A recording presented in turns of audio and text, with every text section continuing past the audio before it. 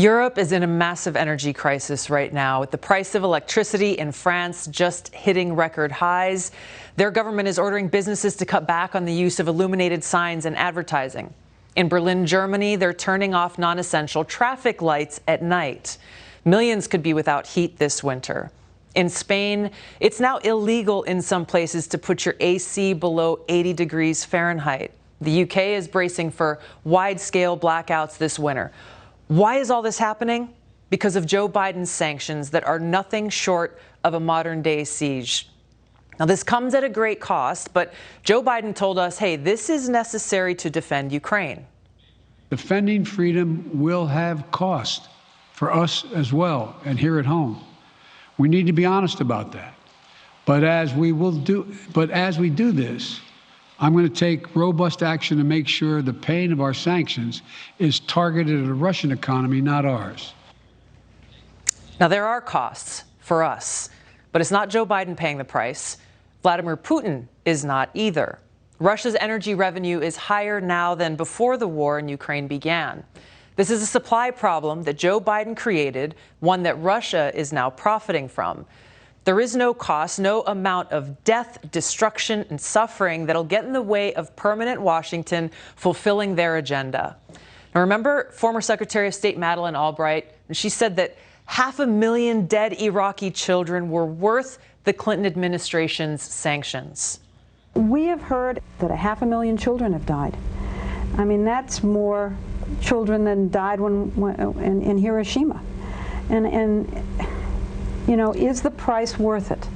I think this is a very hard choice, but we think the price is worth it. It is a moral question, but the moral question is even a larger one. Don't we owe to the American people and to the American military and to the other countries in the region that this man not be a threat? Now, despite their lectures and their crocodile tears, it's never been about morality. It's not about the people of Ukraine or protecting democracy. This is about regime change in Russia and exploiting this war to strengthen NATO and feed the military-industrial complex. Now, to Joe Biden, it's even about bringing about, quote, a new world order. We've got to lead it, he says. And he's trying to do just that, even if it means bringing us to the brink of nuclear catastrophe. Now, Lieutenant Colonel Daniel Davis is a combat veteran and author, and he joins us now. Danny, thank you so much for joining us. Thanks for having me, Tulsi. Talk to me about sanctions. You know, this is a word that politicians often throw out. It's their knee-jerk reaction to anything. We got to go punish them with sanctions. But who actually pays the price? Yeah, you know, we are absolutely addicted to sanctions. I mean, anyone talks about anything internationally, sanctions is the first thing that comes up before they even think about the ramifications or even the possibility that it could accomplish anything. And that's one of the biggest mistakes that we make, is that we don't understand that whether that tool can accomplish something or is it just something we throw out there. Now, in this particular case, I think it's really important to point out that if the president was asking us to potentially sacrifice something that could actually make a difference, that could potentially turn the tide of the war, that might be one thing. Potentially the cost would be worth it. But Tulsi, there is no chance, no military path that Ukraine can win this war. There simply isn't. We have to be honest about that.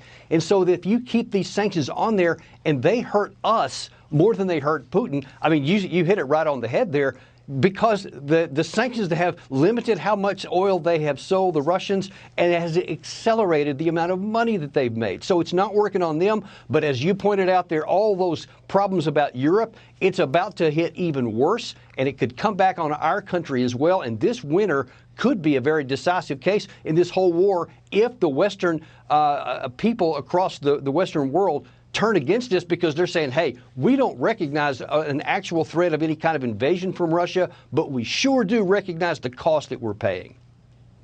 You're exactly right, Danny. And it's not a question of if that'll happen. It's something that we are already seeing happening, where different countries in the world, different people are experiencing the effects of this administration's policies and sanctions and are turning towards us in a more antagonistic fashion than they would otherwise. Thank you so much, Danny. I appreciate your expertise always. It's great to have you here on the show. Thanks for having me, Tulsi.